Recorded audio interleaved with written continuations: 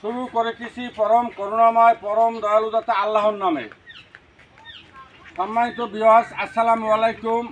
যারা দেশ এবং দেশের বাইরে থেকে আমার এই ভিডিওটি দেখছেন সবাইকে আমার প্রাণঢাল অভিনন্দন এবং শুভেচ্ছা জানিয়ে শুরু করছি এখনকার ভিডিওর মূল কথা হয়েছে বরিশাল জেলার অন্তর্গত ভানারীপাড়া উপজেলার জনাব আলহাজ গোলাম ফারুক সাহেবের দোয়ার কলম মাকড়ায় বসছে। আমার সামনে যারা আছে ওনার কর্মী।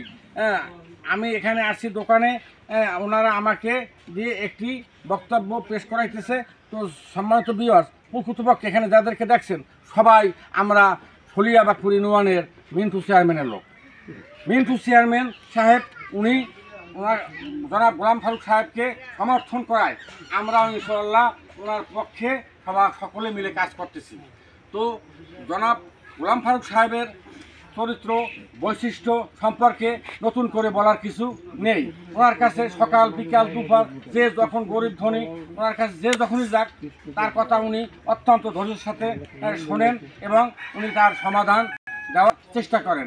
আমি নিজেও তো 3-4 বছর আগে একবার ওনার কাছে গেছিলাম, তখন বাজে 3টা। উনি পকেটে ওনার সেল থাকে, ওনার পেয়ার থাকে, যেখানে যে সমস্যা সেখানেই মানে উনি সমাধান করে দেয়। তো আমি নতুন করে আর কিছু বলতে চাই না, আপনাদের সকলের উপরে আমি ছেড়ে দিলাম ওনার দোয়ার কলম মার্কা। আপনারা সকলে ওনাকে ভোট দিয়ে জয়যুক্ত করে জনগণের আবারও সেবা করার তো মানে সুযোগ করে দেবেন। সকলে সুস্বাস্থ্য এবং মঙ্গল কামনা করে এখানে বিদায় নিচ্ছি। আমরা এই স্থানটি হচ্ছে কৃষ্ণপুর গ্রাম। সবাই ভালো থাকবেন। আসসালামু আলাইকুম।